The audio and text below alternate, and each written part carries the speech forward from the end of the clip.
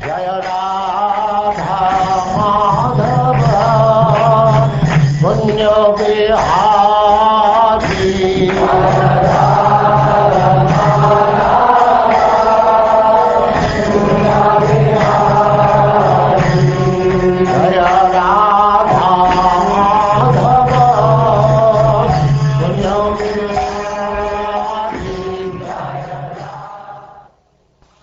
And now chapter 33, the Ras Dance.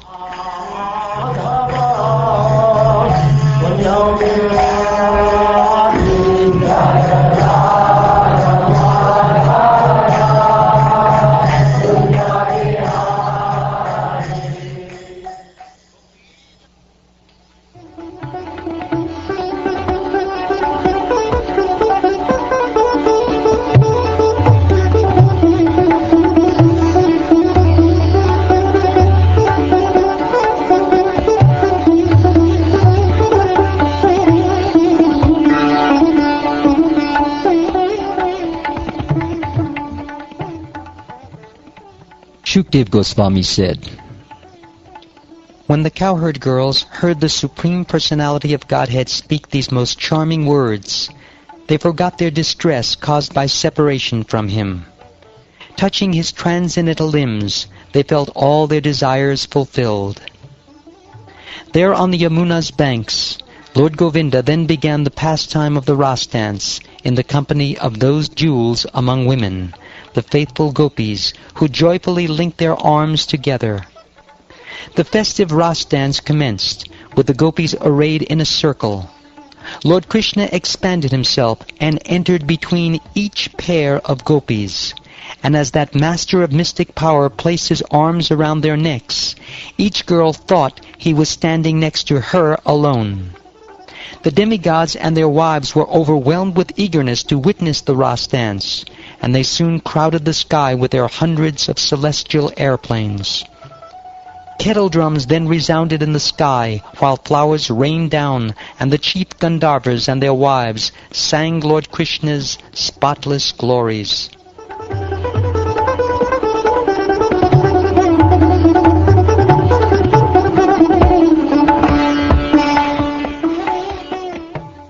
A tumultuous sound arose from the armlets, ankle bells, and waist bells of the gopis as they sported with their beloved Krishna in the circle of the Ras Dance. In the midst of the dancing gopis, Lord Krishna appeared most brilliant, like an exquisite sapphire in the midst of golden ornaments. As the gopis sang in praise of Krishna, their feet danced, their hands gestured, and their eyebrows moved with playful smiles. With their braids and belts tied tight, their waists bending, their faces perspiring, the garments on their breasts moving this way and that, and their earrings swinging on their cheeks, Lord Krishna's young consorts shone like streaks of lightning in a mass of clouds.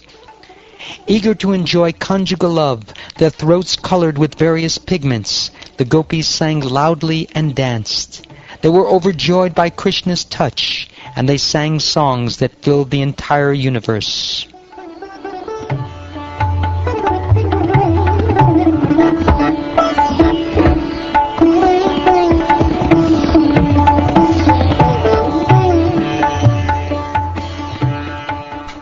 One gopi, joining Lord Mukunda in his singing, sang pure melodious tones that rose harmoniously above his.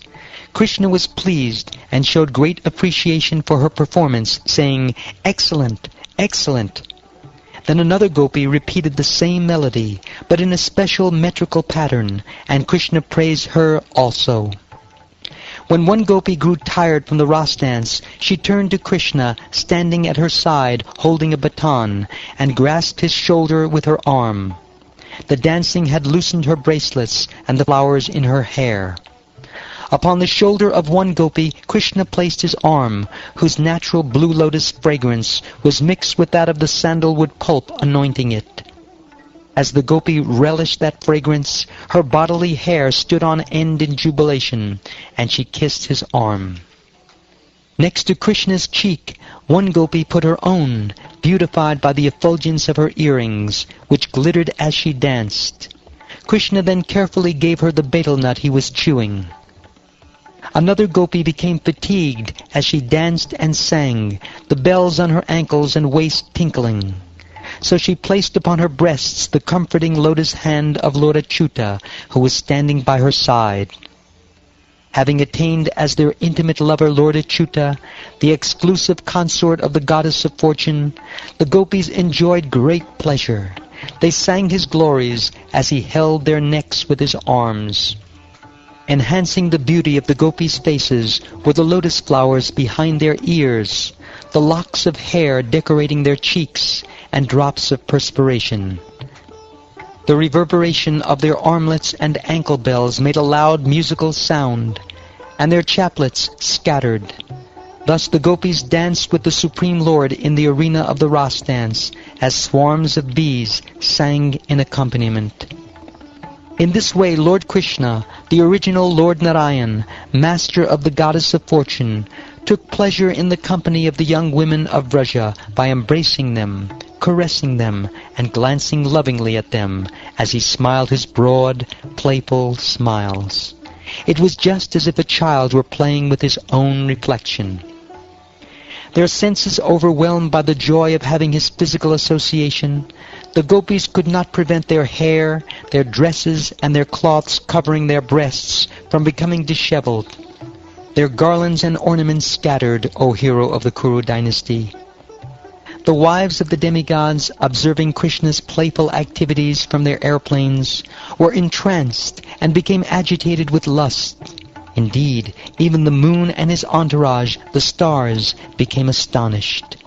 Expanding himself as many times as there were cowherd women to associate with, the Supreme Lord, though self-satisfied, playfully enjoyed their company. Seeing that the gopis were fatigued from conjugal enjoyment, my dear king, merciful Krishna lovingly wiped their faces with his comforting hand. The gopis honored their hero with smiling glances, sweetened by the beauty of their cheeks and the effulgence of their curly locks and glittering golden earrings. Overjoyed from the touch of his fingernails, they chanted the glories of his all-auspicious, transcendental pastimes. Lord Krishna's garland had been crushed during his conjugal dalliance with the gopis and colored vermilion by the kumkum powder on their breasts. To dispel the fatigue of the gopis, Krishna entered the water, followed swiftly by bees who were singing like the best of the Gandharvas. He appeared like a lordly elephant entering the water to relax in the company of his consorts. Indeed, the Lord had transgressed all worldly and Vedic morality, just as a powerful elephant might break the dikes in a paddy field. My dear king, in the water, Krishna found himself being splashed on all sides by the laughing gopis, who looked at him with love. As the demigods worshipped him by showering flowers from their airplanes, the self-satisfied Lord took pleasure in playing like the king of the elephants. Then the Lord strolled through a small forest on the bank of the Yamuna. This forest was filled to its limits with breezes carrying the fragrances of all the flowers growing on the land and in the water. Followed by his entourage of bees and beautiful women, Lord Krishna appeared like an intoxicated elephant with his she-elephants. Although the gopis were firmly attached to Lord Krishna, whose desires are always fulfilled, the Lord was not internally affected by any mundane sex desire. Still, to perform his pastimes, the Lord took advantage of all those moonlit autumn nights which inspire poetic descriptions of transcendental affairs.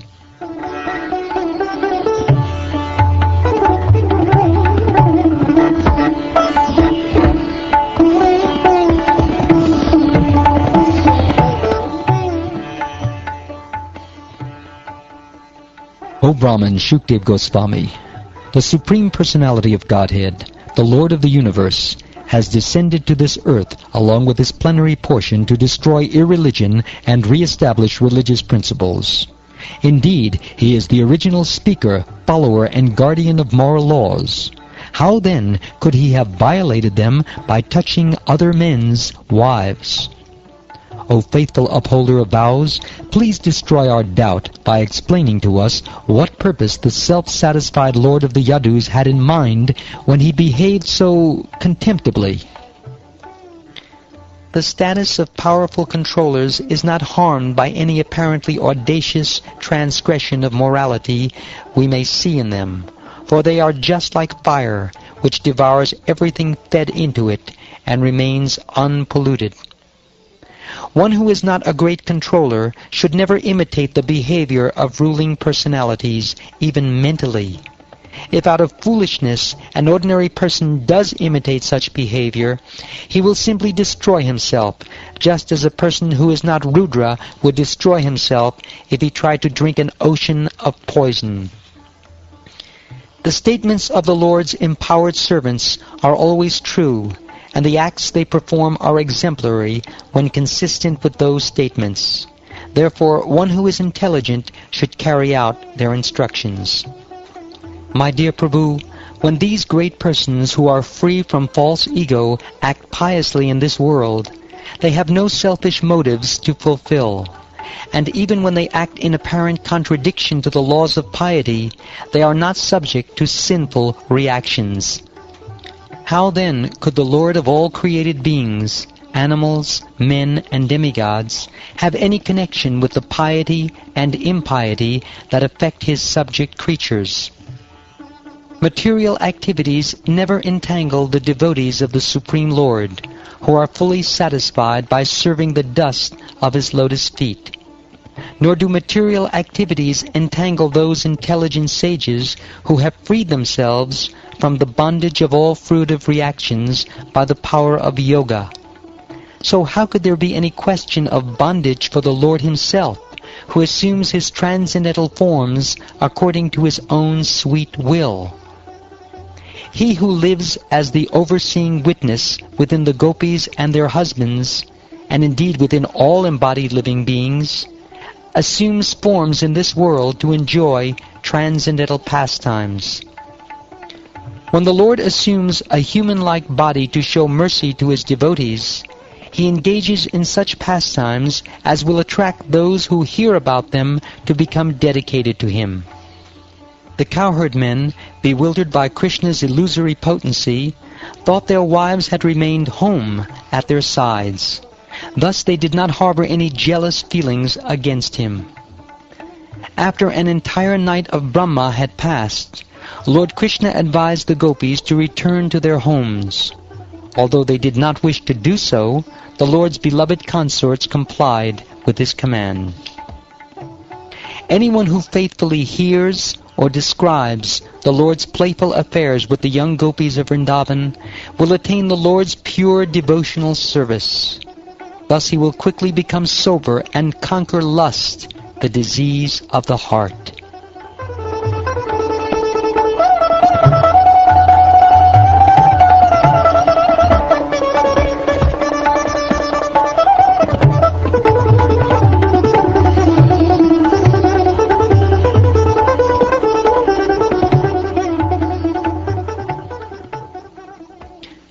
Thus ends the 33rd chapter of the 10th canto of the Srimad Bhagavatam, entitled The Ras Dance.